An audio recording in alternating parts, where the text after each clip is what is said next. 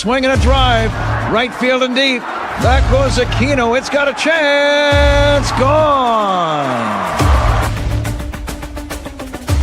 Get out the tape measure. Long gone. Fly the W! Cubs fans, it's time to fly the W with Dustin Rhodes and Paul Crawley-Jean.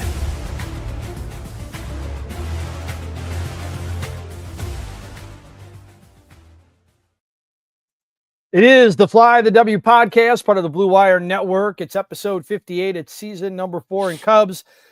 Crawley have melted down up in Milwaukee. We'd like you to download, subscribe, most importantly, review the podcast, follow on all the socials. I'm at Mully and Haw on X. You can follow me at Crawley's Cubs on X, Blue Sky, and TikTok, and Crawley's Clubhouse on Facebook, Instagram, YouTube, and Threads. You can email us at crawleysclubhouse@gmail.com. And Dustin, in the land of cheese, boy, it was melted cheese all over the place in Milwaukee, I'll tell you what. How was the experience overall, Crawley? Obviously, as we do this, the Cubs are embarking. They're working out at Wrigley Field. They could possibly be getting ready for their last game of the season. What was it like up there? Well, I drove up to Wisconsin and in Milwaukee on Saturday, and that was the first time I'd ever been to an away postseason game. I had never done that before. I don't know if that's how postseason games normally are at opposing parks, but there was a lot of vitriol, a lot of anger. Like, this was beyond just like a baseball game. This was like, we hate people from Illinois. And like a football, almost like a football game, almost like a Bears Packers type thing going on. Oh my! It was. I know you're more a baseball guy than a football guy, but obviously you know about that kind of stuff. Yeah, I don't know. I've never experienced anything like it, and I don't know if I really want to again.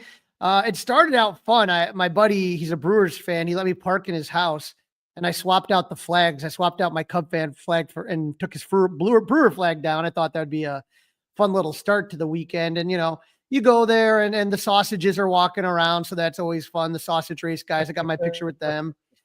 I always give Bud Selig the 1-finger salute, just to let him know what I think of him. Good old Bud. And so, I had a lot of fun. My friend, the Colognes, came in. We've had Eddie Cologne on before. He's Riker's dad, and Riker's just a great kid. And Ramos and Brandy, they were with me. And I even got to sit in the Bob Uecker seat for a little bit. The Brewers did do a great job honoring Uecker. I will say that there's a really good video, and this was my seat, like the view from my seat, like right here. I was like maybe like 3 rows up from here. So it was a beautiful sunny day. I like that view. That's a good view. Yeah. Beautiful sunny day. Everything's going good. I will say, Dustin, I don't know how shocked you were when the NLDS roster came out. Were you surprised at all? Yes, I was surprised. I still am surprised. I'm trying to figure out why Javier Assad is not on this roster. I honestly, Crawley, I assumed he was on the roster. I didn't even look hard enough at the roster to realize that he wasn't on the roster. Do you have an idea of why he is not on the roster? I'm confused.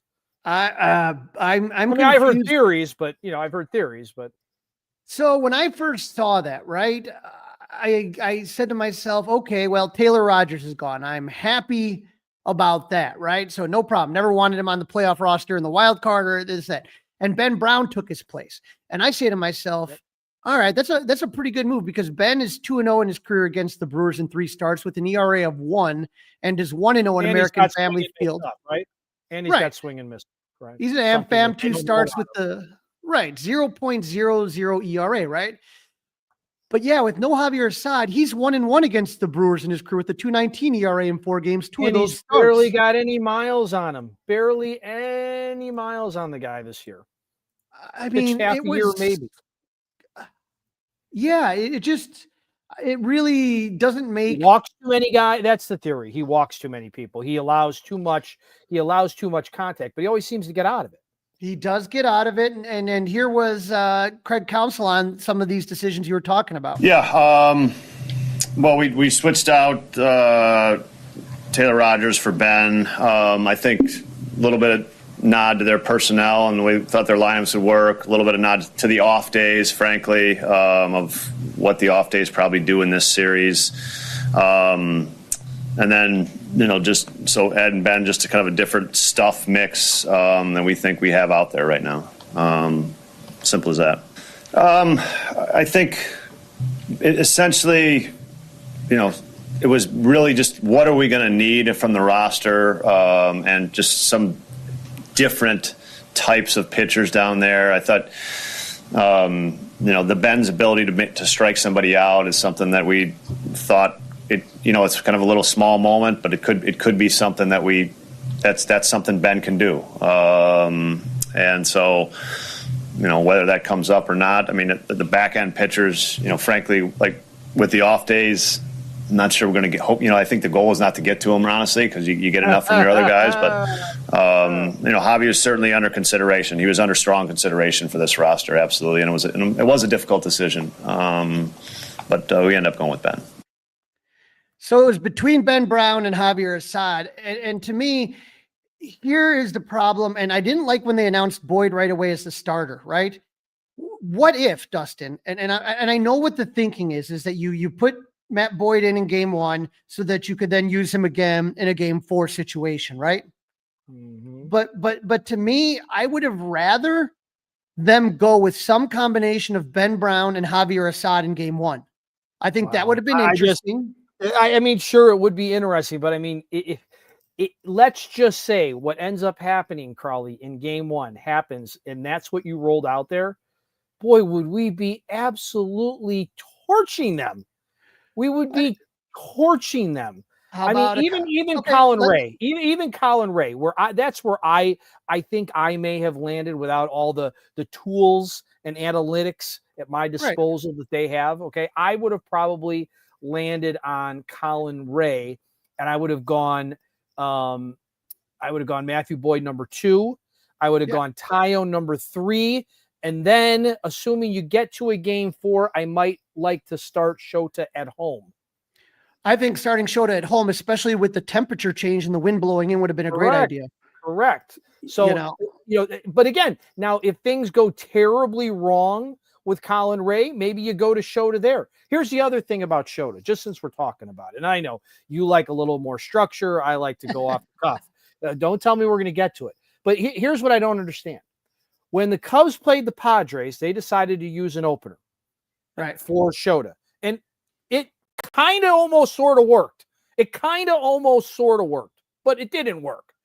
But then you decided to go with him regular. I don't get it. Like, why did you go opener against the Padres, but then you didn't go opener against the Brewers? Are you saying that the Padres top 3 are better than the Brewers top 3? I'm just confused that, they did this with other people during the season. Colin Ray, the same thing. One start, Colin Ray had an opener. The next time Colin Ray had a start, like a normal pitcher. It's just confusing. I think that, yes, San Diego, if you talk about their 2 best hitters, are right-handed, and they're at the top of the order, 1 and 3, when you talk about Tatis and Machado. Okay. And so that's why you did that. I understood that. I think that, and we'll talk about it, but Shota, almost got out of that inning until he didn't. And that's the problem that you have. But again, I blame that as much on the manager as I do on the pitcher about not getting out of that inning is what I'm saying. First base was open. We've been over this before, but I don't mind talking about it again. First base is open. You've got a Hall of Famer or a guy who's on track to be a Hall of Famer up. You just give him the base. Manny Machado, you're talking about. Manny Machado. You just give him the base. You just give it to him. You don't even work around it. Try not to touch too much. No. Just go to first. Thank you. Now, I will say, Dustin, when I did go to game 1, I was kind of chuckling because I went to game 1 of the wild card series as well. And I think this is that David and Goliath, big brother, little brother thing. When you think about it, the Cubs, for their first wild card game at Wrigley, they brought back 2016 World Series champ, Cy Young Award winner, won 2 World Series games, 20-game winner Jake Arrieta to throw out the first pitch. Really Wrestler cool. CM Punk to rile up the crowd, and rock star Eddie Vedder to sing the 7th inning stretch. With all the movie stars and John Cusacks of the world and the Jim Belushis and the Blackhawks and all the Cubs legends, who did the Brewers go with to toss out the first pitch? Do you know? The Bratwurst? 12-year MLB veteran reliever Solomon Torres who only played one season with the Brewers. I did see who they used. I believe I know who they used for game number 2. I mean, right? The Sandman, the closer, right? That's who they used for game number 2. But right? I'm just I telling was you, being sarcastic when I said the bratwurst. That was trying to be. I'm just telling you, in game 1, that's when everyone gets fired up. They line everybody up and all this stuff. And I was like, Solomon Torres, like I forgot he even played for the Brewers. You know what I mean? Yeah. And so when I just take a look at this, they lined it up. That's always a cool moment. And you get the anthem and we're ready to go. This game is ready to go. And it starts off with a bang. The Brewers fans are loud, Dustin. I've been to tons of Cubs Brewers games, and it's usually about 60-40 Cub fans or maybe 50-50. This was about 75% Brewers, 25% Cub fans. I would say there was Brewer fans everywhere, and they were loud. But one batter in, Michael Busch takes Freddie Peralta deep, 1-0. All the Cub fans, there's few of us, but we're feeling good. And you take a look, Michael Busch joins my buddy Bobby Dernier, 10-2-84, game 1 of the NLCS versus San Diego, and Dexter Fowler, 11-2-16, game 7 of the World Series, as the only leadoff Cubs postseason home runs. Two moments you'll never forget. Never forget. Unfortunately, I think we might end up forgetting Michael Busch's. Yeah. Bottom of the first. We'll get to that. First batter of the game, Jackson Chourio doubles down the third base line. Second batter of the game, Bryce Terang jumps on the first pitch down the Wrigley Field line for a double. Game's tied at 1. Third batter of the game, Wilson Contreras doubles to center.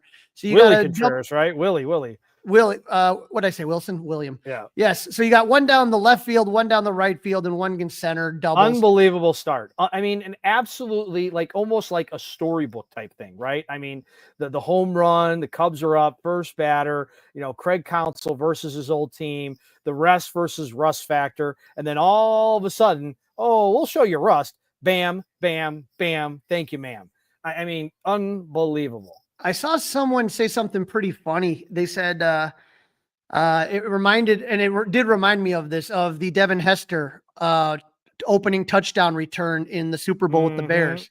How you're so jacked up, and then all of a sudden, the next thing you know, it's like, oh boy. He finally Yelich to the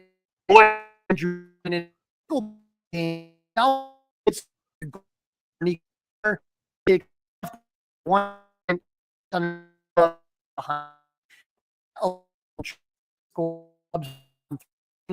next batter, Caleb Durbin strikes out.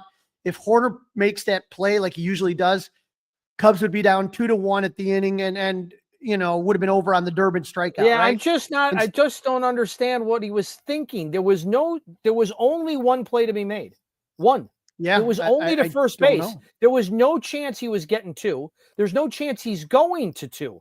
I just don't. And again, listen, they wouldn't be anywhere they're at without him.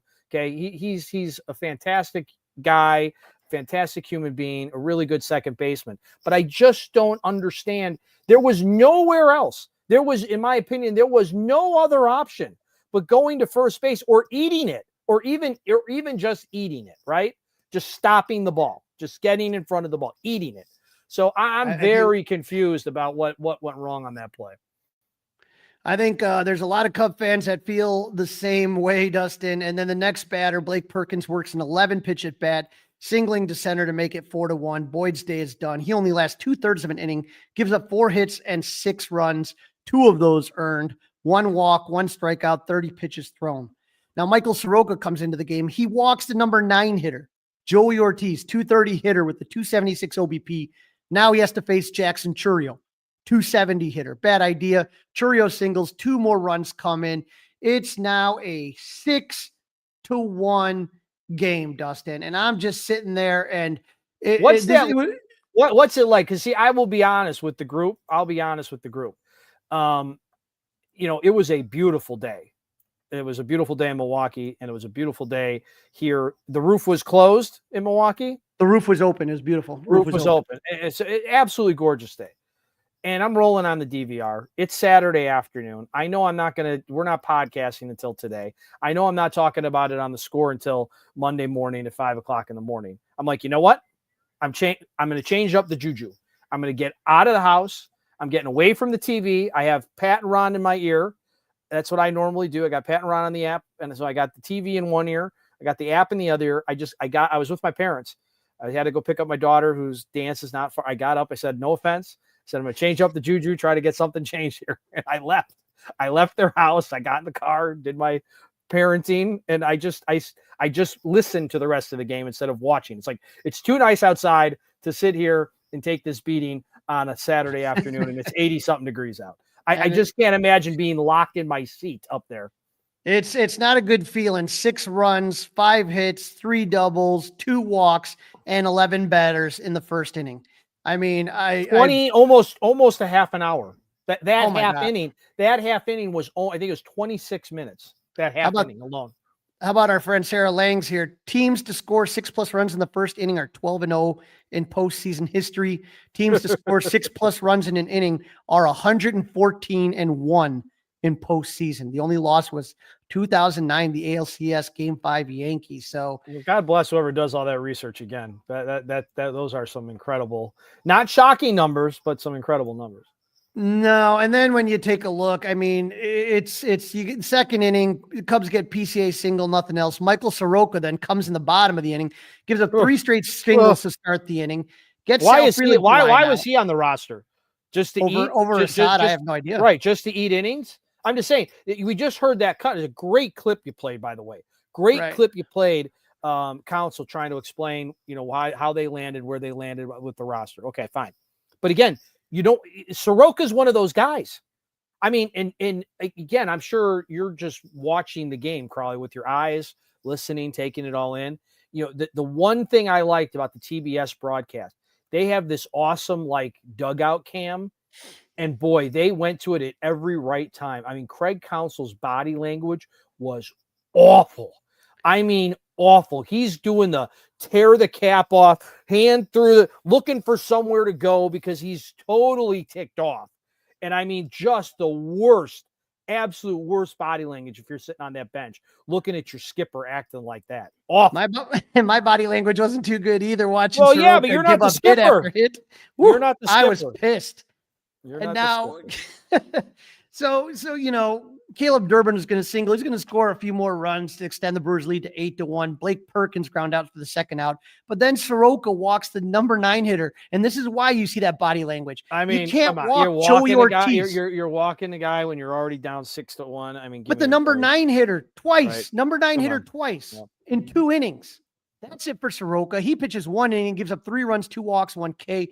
Aaron Savali, former Brewer, gets thrown in the fire. He's got the bases, Brewers all over. He gives up a single to Jackson Churio. Another run scores, but even bigger, Churio, who missed the month of August with a strained right hamstring, pulls up limp. He's taken out of the game, but afterwards we find out he's going to be okay. But he made some history. He was the first player to have 3 hits in the first 2 innings of a postseason game. That is just unbelievable. So the Cubs have to burn through 2 pitchers after 2 innings, but luckily Aaron Savali was able to pitch 4 1/3 innings, give up 3 hits, no walks, and 3 Ks. May not seem like a lot, but it was a huge that Craig could conserve the rest of the bullpen. Ben Brown took over the final 2 innings, gave up 1 hit, 2 walks, and 3 Ks. But again, Dustin, I mean, obviously we know the results of game 2 now, but it was to me huge that they were able to do that. Yeah, I mean, you thought that saved the bullpen, right? But I mean, that was such a miserable day. Oh my gosh! And it's okay. So you go to that, and then how do you walking out of there? What's that like? What's walking out of there? God, I don't know. Yeah, you don't want to revisit that? Okay, we'll revisit it. But Freddie Peralta is the thing. I mean, Dustin, that guy just continues to dominate the Cubs, right? He gave up 2 runs, 4 hits, 3 walks, 9 Ks. Ran out of gas in the 6th, 2 outs. He gives up a solo home run to Ian Happ, followed by a single by Carson Kelly. His day was done. But Dustin, when we look at what that guy did, I mean, he's sitting there against the Cubs. It took Freddie Peralta 79 pitches to get through 5 innings. It took the Cubs 78 pitches to get through just the first inning. How about that? And then when you talk about Peralta, he ends up with 9 strikeouts. So he ties the single postseason record for the Brewers. And it was just so bizarre. The offense Nico had a solo home run. That does nothing. They scored 3 runs on 6 hits. Half their hits were solo home runs. 0 for 2 with runners in scoring position. They left 6 men on base and struck out 12 times.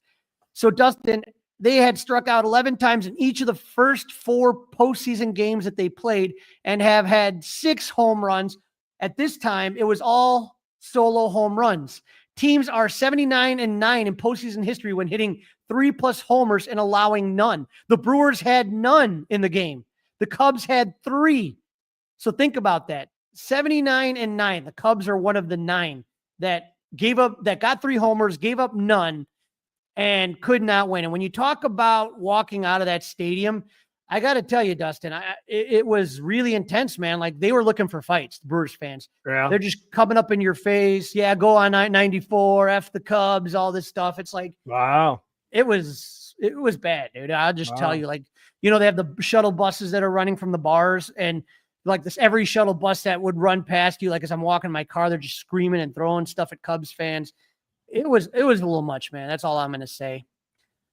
Dustin, when we take that's not cool. No, not at all. That's not cool. No. And here's what stood out to me.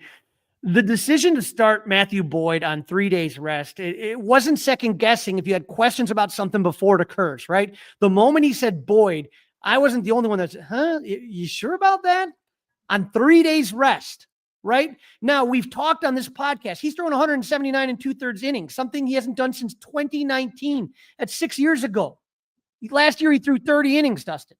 All right. We talked about how his ERA in August was 4.54. In September, it was 5.31.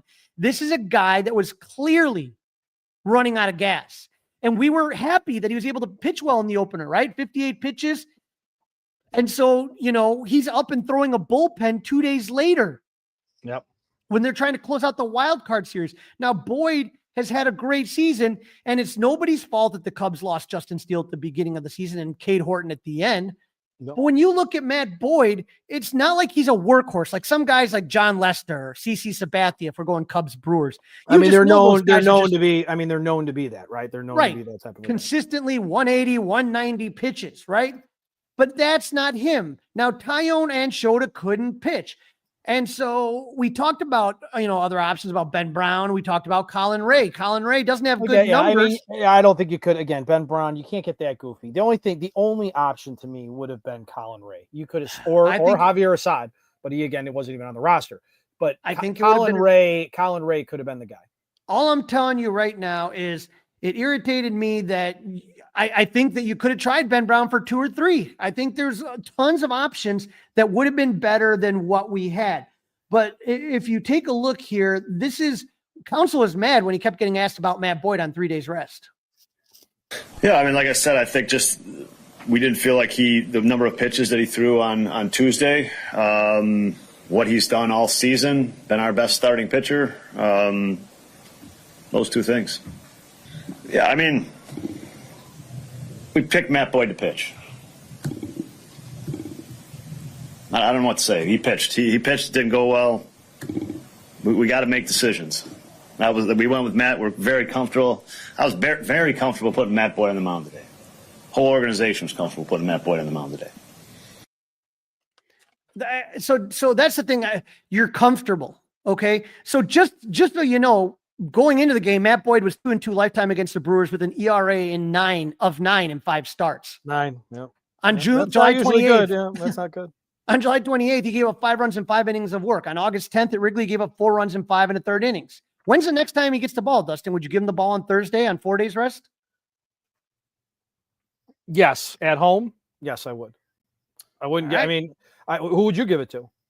See, Dustin, here's the thing. I at least throw him out there. I'm going to put him out there. I think at this point now it's kind of like, we're going to talk about it more, but I think you can't get super creative. I think you're now in the, go with the girl who brought you here, or however that line is, right? That old saying. I get that saying, but here's what I'm telling you is that if you look at Brown and Colin Ray's numbers against the Brewers, they're pretty similar. Okay. And you have a guy that's completely out of gas. Was Boyd your best pitcher for most of the year? Absolutely. He was the best pitcher for a long stretch of it. Yep. He's out of gas. Listen, he's out of gas. I don't disagree with it that he's out of gas. That I do not disagree with you. Now but Nico, I think the problem is that they're now in there is no tomorrow. Yeah. They're a loss away from the season being over. I just think if you got cute, again, I don't think Colin Ray is necessarily getting cute, but like Ben Brown, that would be getting cute to me. Aaron Savale as an opener, that would be getting cute. Or listen, maybe when it's the type of thing where it's all hands on deck. Let's say they win on Wednesday, or when they win on Wednesday, because I have a good feeling about tomorrow. Then Thursday, you know what? If you get a really like a great game out of Tyone, like a 6-7 inning type quality start type of game, and the bullpen is not taxed, then whoever your high leverage guys are, just run them out there. I'm with you on that one. Run them out there and get it. Out getters, right? That's his big thing. Out getters. All right, let's go get some outs, boys. Now that Nico Horner era is something that we remember. Obviously, Leon Durham. We remember Alex Gonzalez. I don't know if it goes into the pantheon of this, but this is what Nico had to say. Yeah, definitely off the bat, that's always my first instinct is to get the lead out, and then it was hit softer than I expected. So then the play was at first, and I didn't catch the ball. Is there a lot of spin on it too? Seem like? No, I don't think so. Yeah. I mean, winner hard to predict win or loss based on plays in the first inning, but just get an out like you do most of the time in that situation on the play that I missed, and love Matty's chances to get out of that inning with 2 runs and settle in like we've seen him do so many times this year. So obviously that play had not just win and loss implications, but just the entire use of the pitching staff and everything like that had a huge effect on that game and momentum, like you said. Now we know Nico's a team player, that, like you said, they don't get here without him. Great guy out on 670 the score. And Dustin, it's just so frustrating because he's one of their best defensive players, Gold Glove in 2023 for his work at second base, right? This season, he's the best second baseman defensively if you use the outs above average metric. If you're using defensive run saves, he has the most defensive run saved for any second baseman. And so you just, God, and to Matt Boyd's credit, he said, I wish I could have picked up Nico. You know what I mean? If he would have gotten that next out, then you're down 3-1, and it doesn't seem as so overwhelming, as compared to 6-1. Mm-hmm. But I don't know. And I just want to say one thing about game one, how Bush League the Brewers are and how lame the organization. I don't know if you saw this during Cubs BP. I heard about it. I will admit, like the 8th grade boy in me does find it kind of funny. I don't know about that. They kept explain to the audience. Explain to the audience. Well, here's a couple things. Number one, the Brewers had their roof set up so that their dugout was in the shade while the Cubs was in a blazing sun. And if you've ever been to Miller Park, there's like no airflow. People do that all the time. In college football, they always make the other team stand in the blaze. We're really talking about college football. We're going to paint the locker rooms pink and all that stupid stuff. No. I said I'm talking about the sideline. You're always the visiting team is always on the. You didn't have to do that, but whatever. Then when they were taking BP, they were playing yacht rock or easy listening music, whatever you want to call it. Little Christopher Cross and all I that. love yacht rock. What's the matter with what is the matter with our skipper that he hates yacht rock so much that it would let him get under his skin? The players don't want to be hitting to the theme to Arthur, no offense, or Sailing Away or whatever one of those songs are. Arthur. But I'm telling you, the Brewers informed fans, I don't know if you saw this in bold lettering, their season ticket holders, postseason tickets purchased through this offer should not be resold. Violations of this policy will forfeit your opportunity to participate in future pre-sales for the 2025 postseason and 2026 season. So you have all these season ticket holders who were told that they would get in trouble if they sold them on the secondary market. And then I laughed at this tweet by the Brewers organization. And Brewers Twitters is one of the worst. This is Pat Murphy after the game. And the Brewers tweeted this out. Best fans in baseball, period. He said, it definitely felt like a home game. And our guys felt that. They were difference makers, the fans. Are you kidding me? It felt like a home game? The first time it felt like a home game. Congratulations. Right. It's your damn stadium. Of course it's there. Mm-hmm. All right, let's get to game 2. This is getting me. All right, game number 2. So the Cubs got a day off, and I thought, this is great. All right, the bullpen, the quote unquote unit the unit didn't get taxed. They got a day off. They had the chance to just flush it, right? Jackson Churio is supposedly slowed down by a hamstring. Okay, that's good news. I mean, I don't wish the guy, to lose a leg or anything like that, but if he misses the rest of the series, it won't break my heart. And, Jackson Churio not only is back, but he's batting leadoff. And, again, nice start. Nice start. Not a good finish, Crowley. Hey, you know who else was batting leadoff? Yeah. Justin Turner. Justin Turner. Now, I understand not having Michael Busch lead off. I suggested you just move everybody up one and have Busch bat fifth or sixth. Craig, I guess, wasn't tuned in to the Mully and Haw show when I made that suggestion. But, hey, the Cubs got 4 whole hits in that game, and Justin did have one of them. Yeah. He became the oldest player at 40 years, 317 days old to appear in a postseason game for the Cubs. The only players in postseason history to lead off a game at an older age were Ricky Henderson in 2000 and Ozzie Smith in 1996, huh? Crowley, it was his 86th or 87th postseason game. And his first in his lead career. I mean, it's amazing. Think about that. 86 or 87, over half of a regular season in the playoffs as well.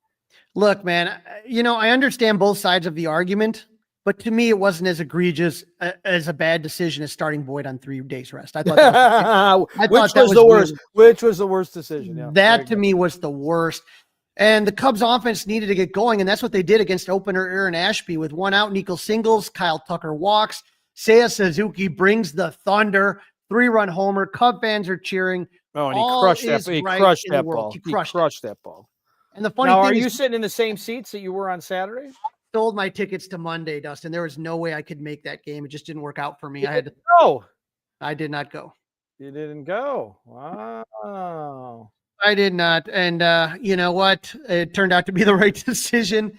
The good times didn't last long. Shodi Minaga strikes out the first 2 batters he faces and then gives up back-to-back singles that were not even hit that hard. And then former White Sox Andrew Vaughn, who the Brewers picked up off the scrap heap, jacks a 3-run homer, no doubter, 109 miles per hour off the bat. Dustin, this game is tied at 3, and I'm just sitting there shaking my head. Like, I was just so excited for, 2 seconds, and this is it here. Take a look at this, at the Brewers here at first inning. I mean, it's just the amount of runs that they're producing is just unreal. Cubs look to answer bottom of the second with 2 outs. Matt Shaw walks, Justin Turner singles. That was the end of Aaron Ashby's night, but Nico flied out to end the threat. Showed worked a 1-2-3 second inning, but in the bottom of the third, he gets the first 2 outs. William Contreras jacks a solo home run. Brewers take a 4-3 lead. Shota gives up a single, and his day is done. 2 2/3 innings, 4 runs, 5 hits, no walks, 3 Ks, 2 home runs. Now, Daniel Palencia has been great. He's the first one out of the pen. He gets Andrew Vaughn to fly out to end the inning. Palencia comes back out in the bottom of the 4th, gets a ground out. He hits Caleb Durbin with a pitch. He strikes out Blake Perkins for the 2nd out, then gives up a single to the number 9 hitter, Joey Ortiz. And Jackson Churio, he weren't even sure was going to play the game, jacks a 3-run homer. Cubs trail 7-3. Dustin, all 7 runs came with 2 outs. Oh, and that's the worst part, right? All with 2 outs, all by the long ball. Yep. Colin Ray took the bulk of the innings in this one, going 3 1/3, giving up no runs on 4 hits and 2 walks. But it's like, when did he become the mop-up guy? That's what I don't like. Like, when did Colin Ray become the mop-up Because guy? You don't need technically, supposedly, more than 3 guys in these early series. That's why. Because of the days off and stuff. So he would be a long man. Okay. Now, game 2, what really stood out, Shodi Minaga just can't get it done. Dustin, I tweeted on the last Thursday of September. It was the last night game, Cubs versus Mets, and I'm just watching the Mets hit Shota like a piñata that night. And I said, I don't think he could start a postseason game. I know, go with the girl that you brought to the dance, but I mean, this is now 11 consecutive starts allowing a home run for Shota. 17 home runs given up in those 11 starts. And Dustin, it's interesting what Craig Counsell, I have a clip here of what Craig Counsell and what Shota had to say, both of them. There's a tipping point to I think, giving up home runs, and Shota has succeeded because he's kept runners off base, and maybe the solo home run doesn't hurt you as much. Again, I'm going to reiterate, a 3-run homer is going to kill you, and you can survive some solo home runs. Homers with men on base like that, you're going to have a tough time surviving them. And, he did get off to a good start. There was some swing and miss the first 2 innings for sure. That was good to see. But, the long ball at the rate he's giving up right now is with runners on base, that's going to be hard to overcome.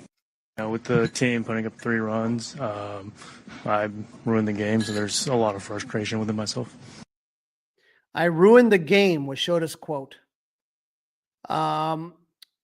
When Craig Counsell Can't argue with him, right? Can't argue with him. When, you're looking, and his velocity, Dustin, was 93 on his fastball in the first inning, down to 91 in his second, down to 90 in the third, and he's not hitting his spots. When Craig Counsell allowed Shota to pitch to Manny Machado with first base open in Game 2 of the Wild Card Series, what did he say? I have all the trust in the world. I have the confidence. What in the world gives you confidence right now in this guy? No. I have none. I have zero confidence in him. Is he injured? Does he have dead arm? Is he tipping his pitches? Some combination. There was some talk of that on Marquee, right? Yeah, but you know what? If you're throwing more than 90 miles per hour, it doesn't really matter, does it? Now, again, would you give him a start if the Cubs are able to take the next 2 games at Wrigley and then next Saturday in Milwaukee? No. What do you do then? Again, it's going to be on Thursday if I use him again. No, not on the road. No. All right. Now, you? Dustin, You? I don't let him start another game. But again, you can't just waste that spot. And that's the frustrating thing. I don't know. I just, maybe if you got a stretch of lefties in there in a lineup somehow, but this team doesn't have that like San Diego did. But I don't know. I don't really see what he can do right now other than give up long balls. Dustin, I thought for sure the Cubs offense was going to break out of their slump in the first inning after that Seiya 3-run homer. It just felt that way, with Nico getting on and Tucker drawing the walk. But after the second inning, all the Cubs offense could muster were 2 walks and a single. After the second inning, the Cubs did not have a base runner reach second base. Cubs did not have any base runners after the 5th inning. This has been a constant home run or nothing and a whole lot of strikeouts from this team. We saw it in the second half, and now we're seeing it more in the postseason. I did some back of the envelope math here, Dustin, right? Game 1 against the Padres in the wild card, they scored 3 runs, 2 solo home runs on 6 hits, 13 Ks, 0 for 3 with runners in scoring position. Game 2 of the wild card, 4 hits, 11 Ks, 0 for 3 with runners in scoring position. Game 3, the clincher, they scored 3 runs, 1 solo home run, 13 hits, 11 Ks, 1 for 7 with runners in scoring position. Game 1 of the NLDS, 3 runs, all solo home runs, 6 hits, 12 Ks, 0 for 2 with runners in scoring position. Game 2, 3 runs, 1 3-run homer, 4 hits, 11 Ks, 1 for 2 with runners in scoring position. So the math I got, the Cubs are averaging, Dustin, this postseason, 2.4 runs a game. And the 50% of their runs are coming on solo home runs. 75% of their runs are coming on the home run ball. They have double-digit strikeouts in every game they've played so far and are currently 2 for 17 with runners in scoring position, which comes out to 117. The 117 average. Wow. I mean, just horrifically bad, right? Horrifically bad. There's so many, stats out there over the last 18 playoff games, 176, 39 runs, 17 home runs, a 249 OBP. I mean, there's just so many negative numbers. It's a worst batting average by a team in any 18-game stretch in postseason history. And this goes back to the Theo, right? This goes back to Theo. Offense broke. Offense broke. It started in the NLCS of 2017. That's this stretch. 13 straight postseason games scoring 3 or less runs is where we at. So it's been, and this is from 670 The Score. It's been 2,917 days since the Cubs scored more than 3 runs in a postseason game. And I remember that the NLCS, they could do nothing. I thought they were just gassed then. But then the next year, if you remember, that was 2018.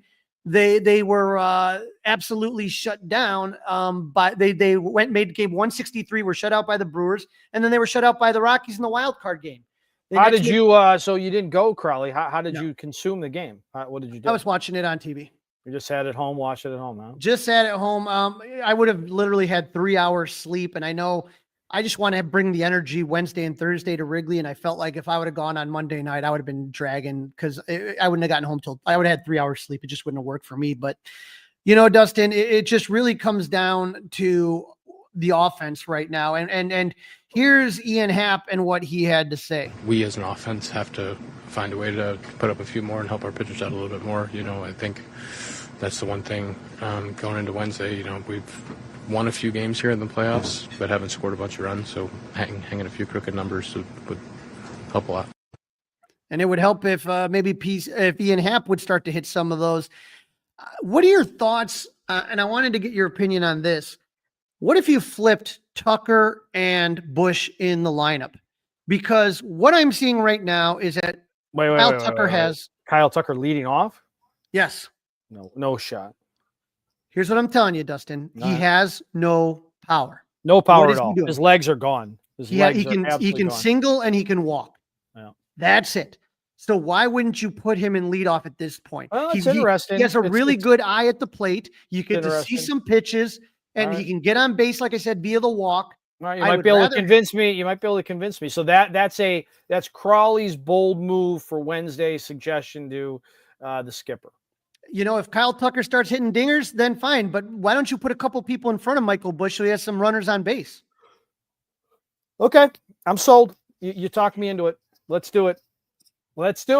Crawley talked me into it. All right. You're listening to the Fly the W podcast. It's episode number 58. It's season number 4.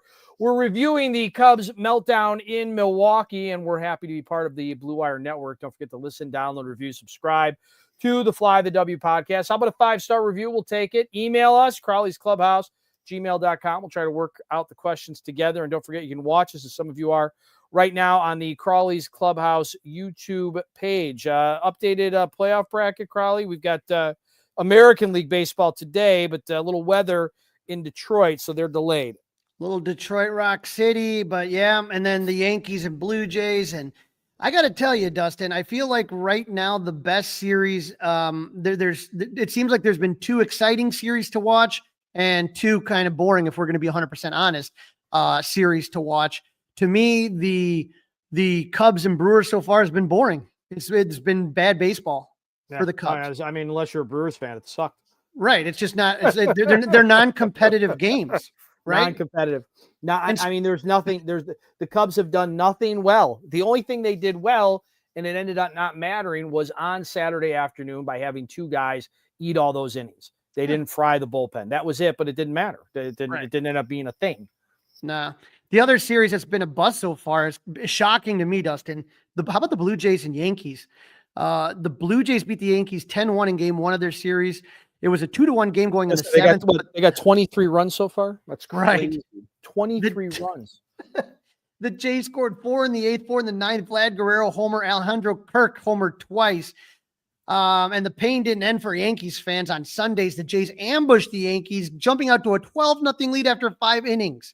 The Jays won game 2, 13-7, but that one was over early. Jays hit 5 home runs, including 2 by Dalton Varsho and a first ever franchise postseason grand slam by Vlad Guerrero. Dustin, the mighty, mighty Yankees are 1 game from elimination. I mean, just like our Cubs. Yeah. And so I'm looking, that to me is surprising, right? The Brewers were the best team in baseball. Not to put down Toronto or anything, but to be this uncompetitive, I mean, I'm just a little bit surprised. Now, on the NL, the fun one to watch has been the Dodgers and the Phillies. Shohei Ohtani was the starting pitcher and leadoff hitter for game 1 of the Phillies-Dodgers series. Phillies were able to get Shohei in the bottom of the 2nd with JT Realmuto hitting a 2-run triple and scoring on a sac fly. But that was all the runs the Phillies would score, and the Phillies bullpen couldn't hold it. Dodgers came back with 2 in the 6th on an Enrique Hernandez double and a 3-run homer by Teoscar Hernandez to come from behind 5-3. Dustin, there's just guys that live for that postseason limelight, and I feel like Enrique Hernandez and Teoscar Hernandez don't even really get started. Yeah. Wake them up when it's postseason time, and all of a sudden, it just reminds me of Reggie Jackson, Mr. October. Yeah, they're up and at him. Yeah. They're ready to I'm go. waiting for Craig. I'm waiting for Craig Tober to start. Crowley. Yeah, game 2 When's Craig Tober start? Game 2 saw a close pitching duel between Blake Snell and Jesus Luzardo. Dustin, if you remember, the Cubs had what looked like a deal in place to get Jesus Luzardo in the offseason, and they said, oh, the medicals. That's a question. I mean, I'm trying to narrow down my questions for CubsCon. Do you see how he's been pitching, Jesus Luzardo, the year he's had? I mean, unbelievable. Doesn't look like a medical to me. No, the game was scoreless until the Dodgers scored 4 in the top of the 7th. The Phillies tried to make a comeback, scoring 1 in the 8th and 2 in the 9th. They got 2 on a Nick Castellanos double to make it a 4-3 game. Castellanos on second, no out.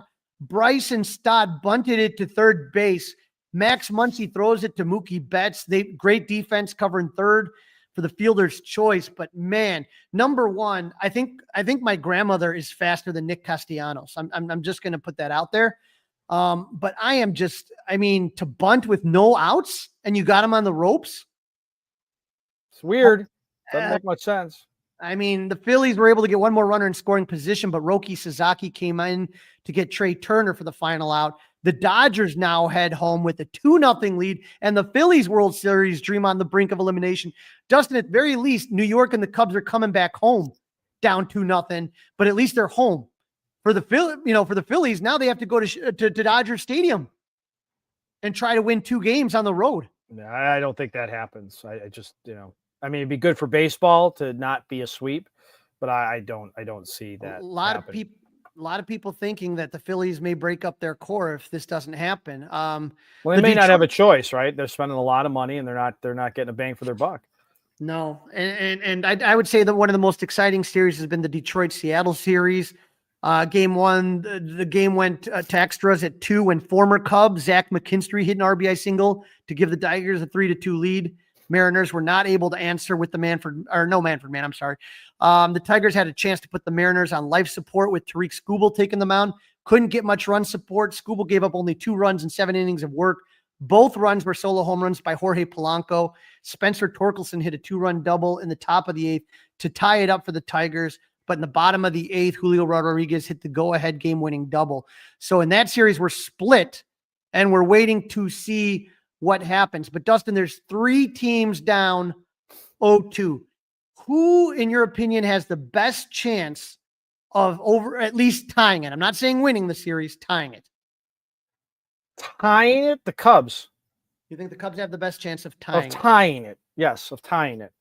I think the Yankees are really on the ropes. I think the Phillies are really on the ropes. And I think I picked the Yankees and the Phillies. I didn't think the Phillies. I thought the Phillies would do better at home. Now, some people are saying that the fans are so tough on you there that you're better off on the road and you might do better. We'll see. I won't stay up for it tomorrow, especially if the Cubs don't have a good day on Wednesday afternoon. And then selfishly, of course, we need the Cubs to get to Game 4, right? You have to get there first by winning game number 3. But if the Dodgers do sweep the Phillies, that game becomes a 5:08 start instead of an 8:08 start. So just for this guy, that's a better time. So go Dodgers. Hey, how about for this guy who's going to the game? That'd be nice for me too. It'd be nice for you too. But you'll be okay either way. You'll live. I'm just saying, like another 8:08 and getting up at 2:30 in the morning, that's a rough go. I think the Cubs have a chance, but I just feel like their pitching is so burnt, Dustin. I think Boyd is done. Tyone shouldn't be. That's why I think you get to 4. Right? You get to 4. You get to 4. It's all about getting to 4, obviously. this is not rocket science.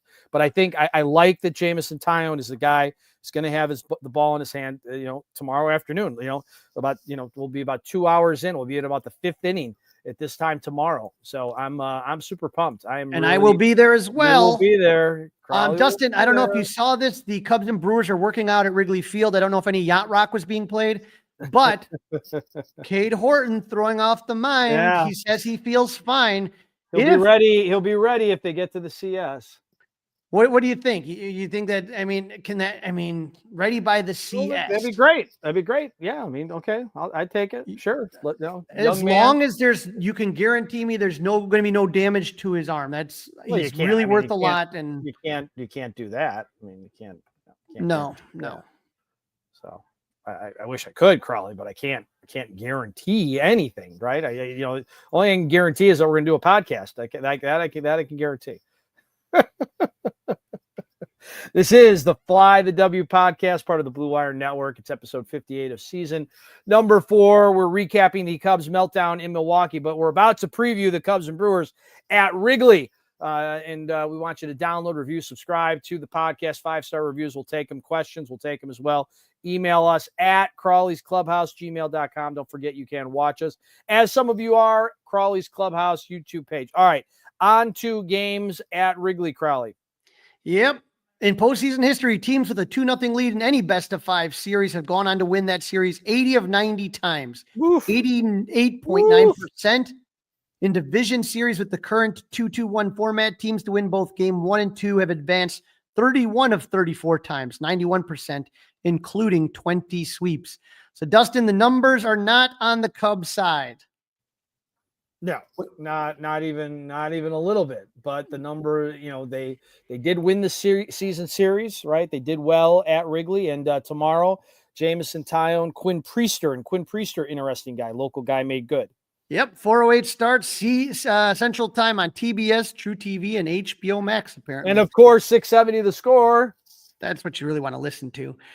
Jamison Tyone finished the regular season with a record of 11-6 with a 3.68 ERA and 23 starts, 98 strikeouts, and 129 2/3 inning. Jamison was phenomenal in August and September, coming off an IL stint. In the 6 games he started in August and September, he had a 4-1 record with a 1.57 ERA. He held opponents to a 194 batting average and a 298 slug with a WHIP of 0.90, which, again, anything below 1 is really, really good. Really good. He's faced Milwaukee 3 times this season. Twice it went well. The other time it did not. On May 3rd in Milwaukee, he gave up 2 runs on 3 hits in 6 innings. He had another good start against Milwaukee on August 19th. His first back off the IL, gave up 1 run in 6 innings and picked up the win. His one bad start was on June 19th. I was there with my buddy Steve from Arizona. Steve Scher. It was a really windy day, and JMO gave up 5 runs on 8 hits in 4 innings, 2 home runs. But that was not a great day to pitch. I think it's going to be much different at Wrigley tomorrow. JMO started game 3 of the wild card series against the Padres. He threw 4 scoreless innings, gave up 2 hits, no walks, struck out 4.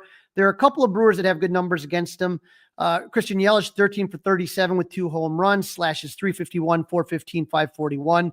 Of course, he'll have to watch out for Jackson Chourio, who's 7 for 13, slashing 538, 923 against him. But William Contreras struggles against Tyone. He's 4 for 24 against him. Sal Frelick, 5 for 20, and Bryce Terang, 4 for 20 against JMO. All right, for the Brewers, let's get into Quinn Priester. Yep, he's had a remarkable season for the Brewers. The pride of Cary, Illinois, 13-3 with a 3.32 ERA in 29 games, 24 of them starts. He struck out 132 and 157 in the 3rd innings pitch.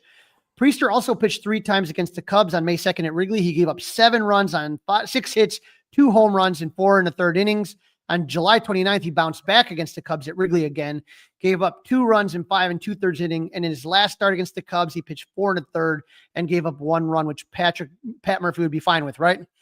The Cubs as a team slashed 299, 397, 507 against him. Ian Happ, 3 for 6, Nico Horner, 4 for 10, but Dansby is only 2 for 10. Priester is a good ground ball pitcher, Dustin, but he uses primarily a sinker, slider, and cutter. And it's a good matchup for the Cubs because they tend to hit sinkers and cutters pretty well. So that should be a good matchup. All right. So we're assuming and we're thinking, and I guess we're predicting, you and I both, that there's going to be a game number 4 because we're gonna try to look into the crystal ball. Obviously, this is not hard facts. We don't know the start time. We only know where the game would be played. We assume that Matthew Boyd's pitching. We would assume Freddie Peralta's pitching in this one. Yeah, I think Freddie Peralta's your safe bet. Matthew Boyd probably too, right? 808, like you said, unless things can change based on if teams are eliminated. Go Dodgers. 508. Go Dodgers. Matthew Boyd finished the regular season with a record of 14-8 and 31 starts with 154 strikeouts and 179 2/3 innings. We've talked at length about how Boyd was an all-star for the Cubs in the first half, fatigued as the season went on. Before the all-star game, he was 10-3 with a 2.34 ERA. After the all-star game, 4-5 with a 4.63 ERA. In August, he was 1-3 with a 4.54 ERA. And in September, he was 2-1 with a 5.31 ERA. During the regular season, he faced Milwaukee twice, and both times it went poorly. On July 28th in Milwaukee, he gave up 5 runs on 6 hits and 5 innings of work. And that was in Milwaukee. And on August 19th at Wrigley, he gave up 4 runs on 6 hits in 5 1/3 innings of work. Boyd pitched the opener of the wild card series, giving up only 1 run in 4 1/3 innings against the Padres. But on 3 days rest in Milwaukee, we talked about it earlier. He couldn't get out of the first inning, gave up 6 runs, 2 earned on 4 hits. A lot of Brewers have not seen Boyd, but they hit him well. And William Contreras, 5 for 10 with a home run. Yeah, I mean, those 3 doubles, gosh, that was so absolutely just brutal.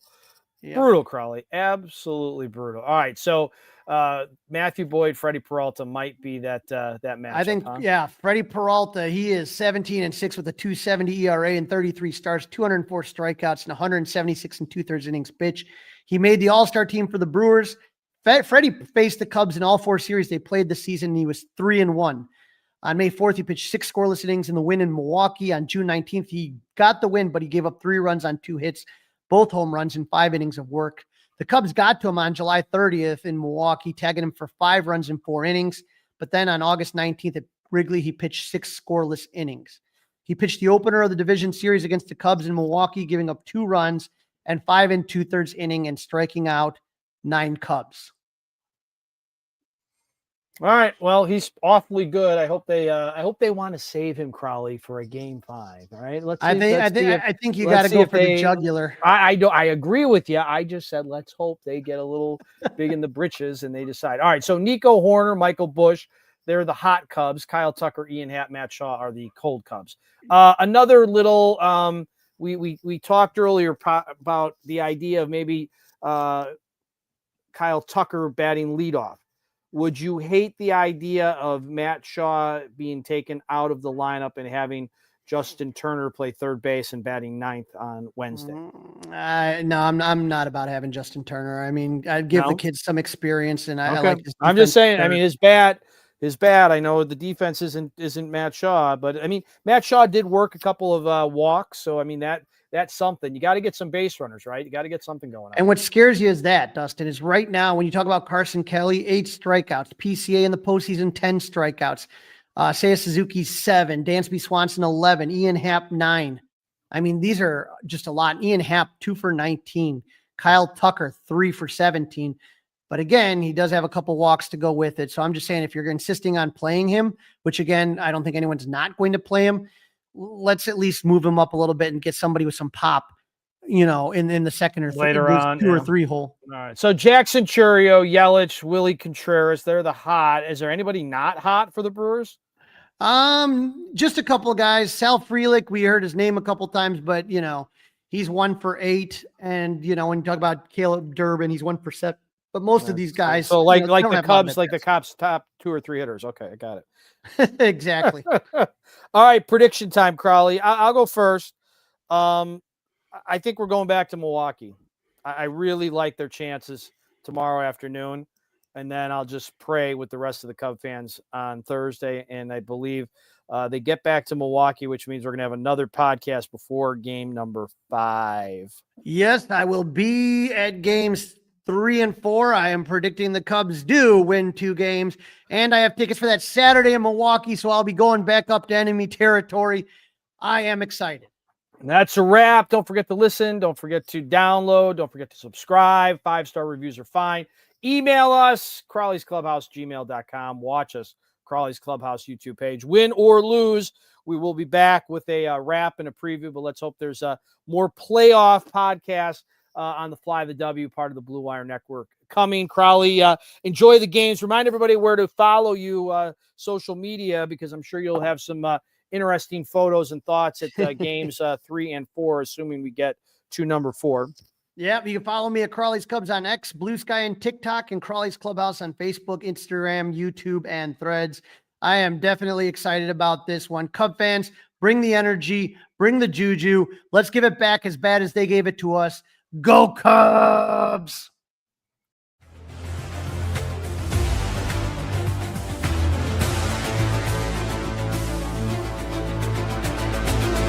It's all over.